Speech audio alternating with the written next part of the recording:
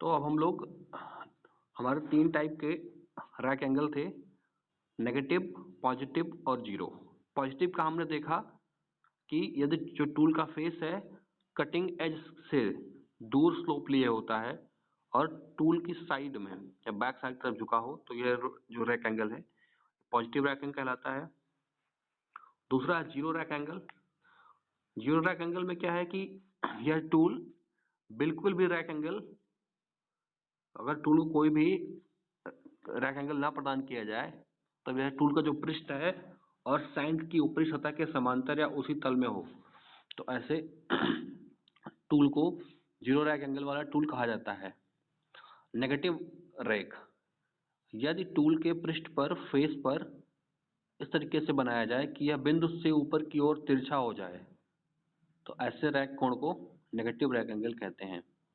Mass production के लिए या सीमेंटेड कार्बाइड टिप वाले टूल्स को ऋणात्मक रैक एंगल के साथ प्रयोग किया जाता है। अब हम देखेंगे ऋणात्मक रैक एंगल वाले टूल के साथ क्या क्या फायदे होते हैं। ऋणात्मक रैक एंगल वाले कोण का लिप एंगल बना होने के कारण इसकी सामर्थ्य अधिक हो जाती है। ठीक है, अग्र या टिप्ड टूल्स में ऋणात्मक रैक एंगल देने से यह लाभ होता है कि जो चिप दाब की प्रकृति टूल को नीचे की ओर दबाए रखती है और इससे टूल पे वियर कम होता है तथा टूल की लाइफ बढ़ जाती है। इससे हाई स्पीड पे भी इसे जो है हाई कटिंग स्पीड पे भी काम किया जा सकता है। सबसे अच्छी बात ये होती है कि इस तरीके के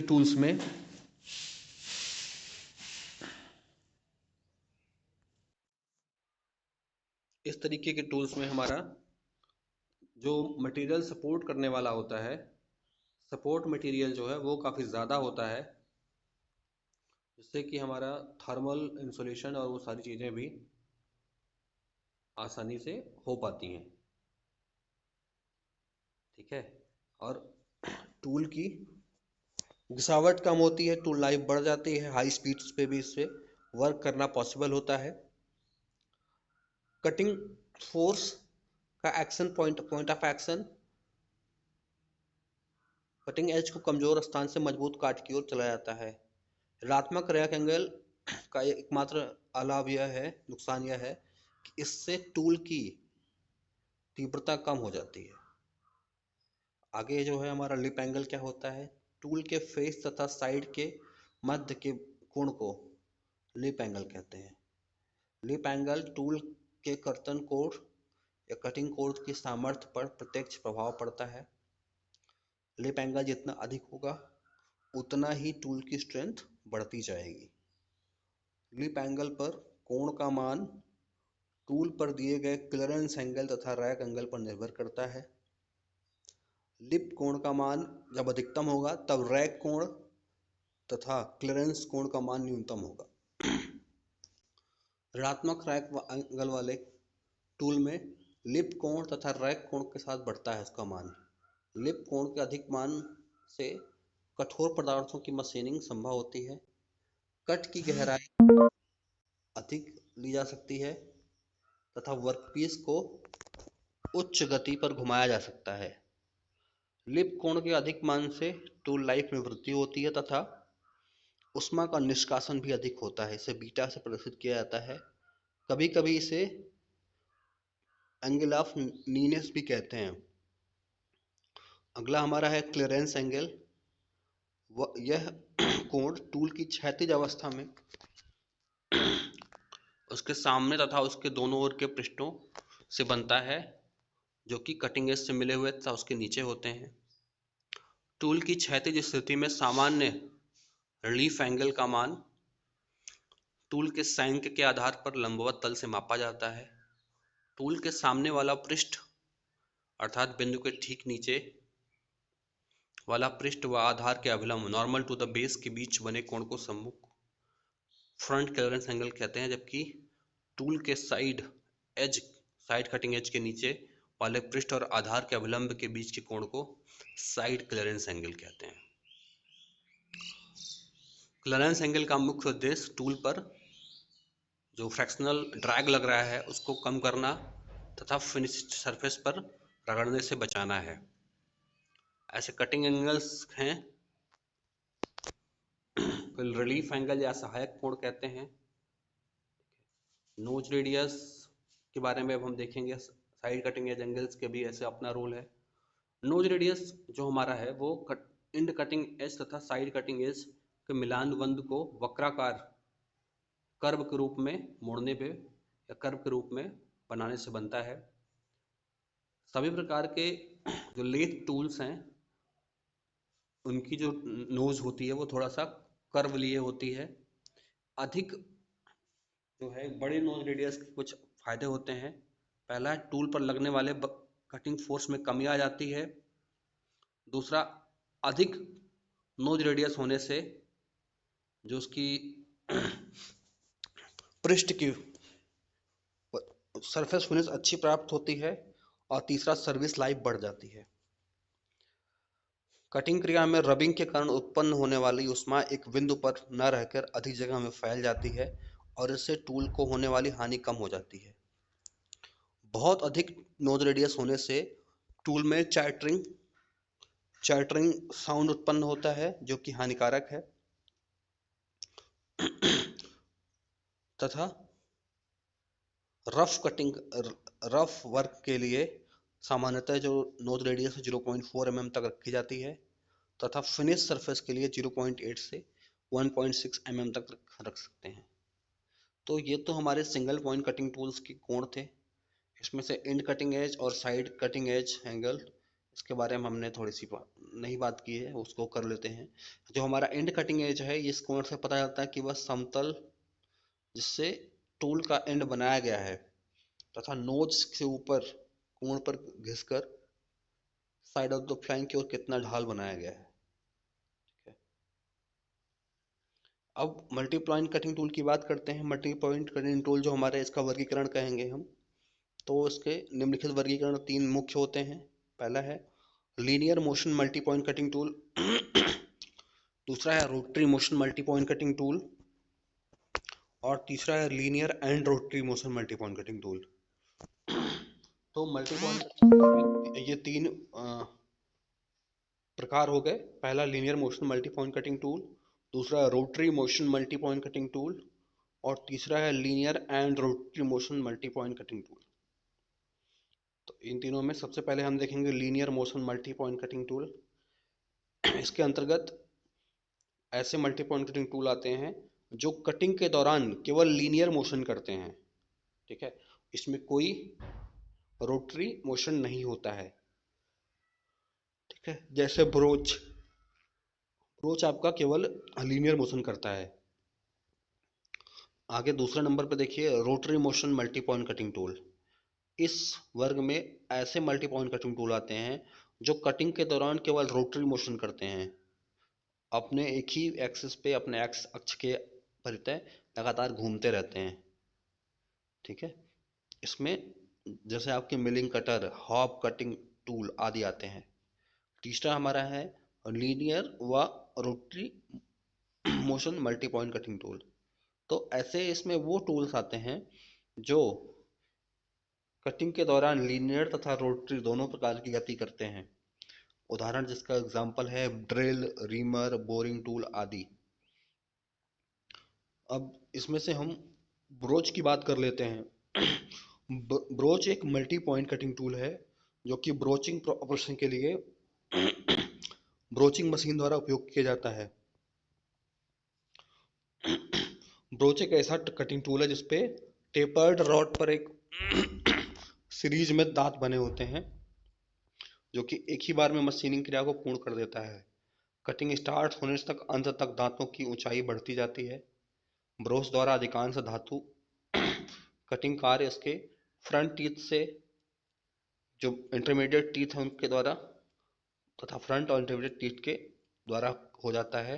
जो लास्ट में टीथ लगे होते हैं इसी पृष्ठ को सही आकार या फिनिश प्रदान करने का कार्य किया जाता है। इसलिए ब्रोच पर 3 प्रकार के दांत होते हैं। फ्रंट टीथ जिन्हें रफ टीथ कहते हैं, इंटरमीडिएट टीथ जिन्हें सेमी फिनिशिंग टीथ कहते हैं और तीसरे हैं रियर टीथ जिन्हें फिनिशिंग टीथ कहते हैं। ब्रोचिंग प्रोसेस के दौरान ब्रोचिंग मशीन पर ब्रोच को या तो होल में अथवा सरफेस के ऊपर से खींचकर या ढकेल कर गुजारा जाता है। ब्रोचिंग पृष्ठ का ब्रोचिंग करने वाली जो हमारी मशीन है, ब्रोचन क्रिया को एक्सटर्नल ब्रोचिंग, सरफेस ब्रोचिंग कहते हैं, जबकि किसी होल में उसको परिष्करण करने वाली क्रिया को इंटरनल ब्रोचिंग या होल ब्रोचिंग कहते हैं। अब ब्रोचिंग के जो एलिमेंट्स हैं जो ब्रोच के हैं वो देखिए। पहला है pull end, front pilot, roughing teeth, semi finish teeth, rear pilot, rear support and land. ये इतने इसके 8 पार्ट्स हैं। उसके बाद इसमें दो और बचते हैं, 2-3 पार्ट और बचते हैं, क्लियरेंस एंगल, रैक एंगल और पिच। पिच का मतलब होता है कि ब्रोच पर दो अगल बगल के दांतों के संगत पर स्थल पर बिंदुओं के बीच की दूरी को पिच कहते हैं। अब डेप्थ की बात कर लेते हैं। ब्रोच ब्लैंक पर काटे गए दांतों की होती है। ब्रोचों का वर्गीकरण हम यहाँ पढ़ना नहीं है। अब हमें मिलिंग कटर्स के बारे में जानकारी लेनी है। जो हमारे मिलिंग कटर्स होते हैं ये एक रिवॉल्विंग टूल होते हैं जिनकी परिधि पर बराबर दूरी पर एक समान आकार के अनेकों दांत बने होते हैं जिनमें कटिंग एजेस बने होते हैं। कटर कटाई के करने वाले अवयव को दांत कहते हैं, जो कि एक कुछ निश्चित समय अंतराल के बाद जो है कटिंग टूल के संपर्क में आते हैं और वर्कपीस तथा कटर की सापेक्ष गति रिलेटिव मोशन के फलस्वरूप धातु को काटता है। मिलिंग क्रिया का सिद्धांत यह प्रदर्शित करता है कि इसके अंतर्गत मशीनित किए जाने वाले जाप को दृढ़तापूर्वक मिलिंग मशीन की मेज पर पकड़ा जाता है तथा एक मल्टी टूथ कटर को या तो सीधा ही स्पिंडल में या फिर उसे आर्बर के रूप में प्रारूपित किया जाता है। मिलिंग कटर सदैव हाई स्पीड पर घूमता है तथा इस जॉब को इस घूमते हुए कटर के नीचे से गुजारा जाता है। मिलिंग कटर के दांतों के सापेक्ष जब वर्कपीस को आगे पीछे बढ़ाया जाता है तो दांतों के द्वारा चिप जो है टीथ के द्वारा जो चिप्स प्रोड्यूस होते हैं जिससे धातु का पृथक्करण होता है। यहाँ पे देखिए एक डायग्राम है, इसमें कटर को घुमाया जा रहा है और ये इसमें कटर और आपके वर्कपीस या मेज दोनों की घूमने की दिशा सेम है, जिससे कि यहाँ पे कटिंग प्रोसेस हो पाता है। मिलिंग कटर का जो वर्गीकरण है उनकी बनावट के आधार पे, घुमाव की दिशा के आधार पे, ठीक है, और उसमें कई तरीके की इसमें इसका वर्गीकरण किया जाता है। हम लोग को यहाँ पे वर्गीकरण पे नहीं जाना है यहाँ पे। और जो हमारी कटर की उपयोगिता के आधार पर भी इनको डिवाइड किया जाता है, पार्ट्स हैं। ये सारे कुछ हमारे मिलिंग कटर्स के बारे में विभिन्न इसमें जो एंगल्स हैं वो lip angle, relief angle, primary clearance angle, secondary clearance angle, radial rack angle, positive rack, zero rack, ये सारा कुछ हमें पढ़ना है। तीसरा हमारा एक्सियल फेस रोटरी टूल। ये अक्षीय पृष्ठ घूर्णी टूल ऐसे टूल हैं जो कटिंग के दौरान रोटरी मोशन तो करते ही हैं, साथ में अक्षीय दिशा में रेसिप्रोकेटिंग मोशन भी करते हैं। इन टूल्स की बॉडी पर स्ट्रेट या स्पाइरल आकार की फ्लूइड्स बने होते हैं। इन फ्लूइड से होकर ही कटिंग फ्लूइड कटिंग पॉइंट तक जाता है तथा चिप्स बाहर निकलती है। इनके पृष्ठ पर 2 या अधिक कटिंग एजेस बने होते हैं जो कि क्रिया के अंतर्गत धातु को काटते हैं। ये मुख्यतः हाई स्पीड स्टील के बने होते हैं। यहाँ पर देखिए ट्विस्ट ड्रिल्स आपको दिखाए गए हैं, parallel shank twist drill, tapered shank twist drill. ये 2 टाइप के ट्विस्ट ड्रिल हैं। Dead centre, margin, body clearance, spiral flutes, ये सारा कुछ आपको दिखाया गया है।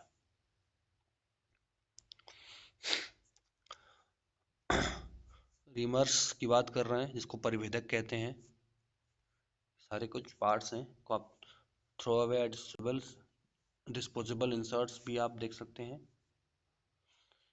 अब हम बात करते हैं कि ये डिफरेंट टाइप के टूल्स के बाद इनमें हमें एक बेसिक जानकारी लेनी थी, चिप फॉर्मेशन कैसे होता है।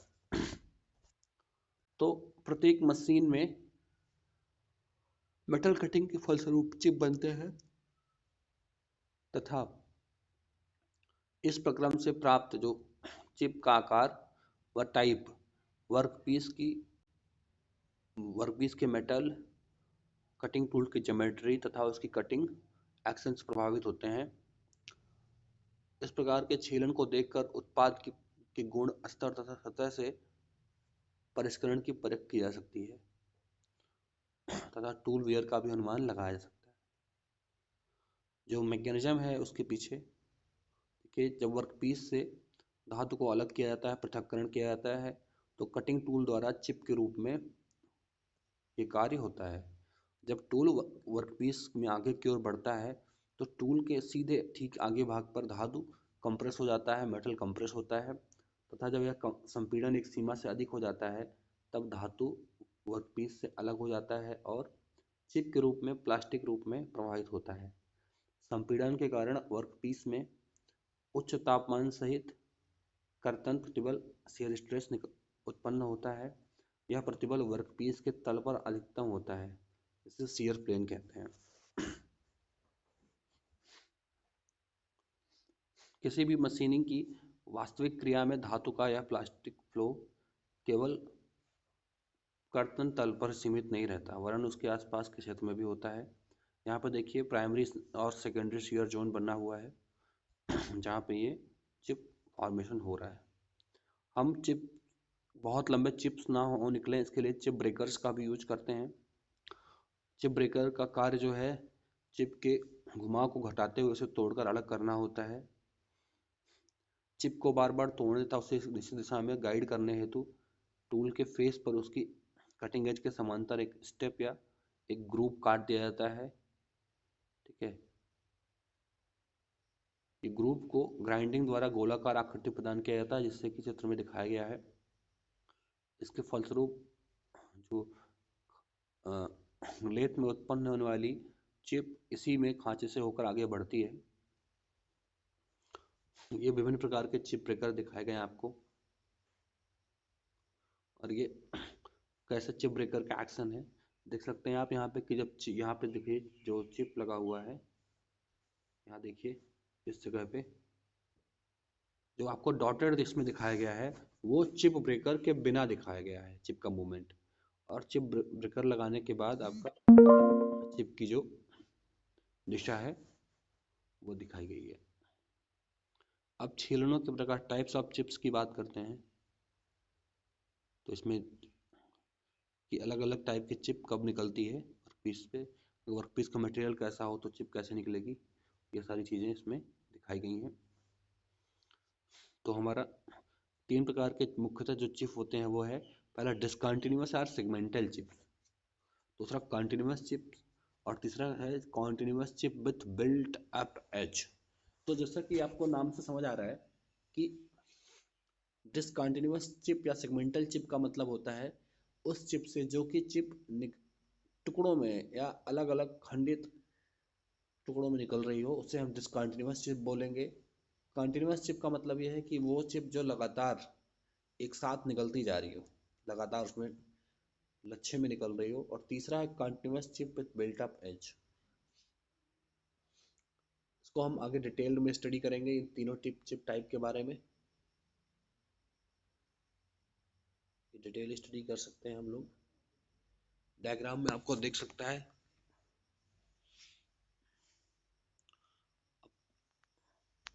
बिल्ट अप एज के अपने फायदे तथा नुकसान होते हैं।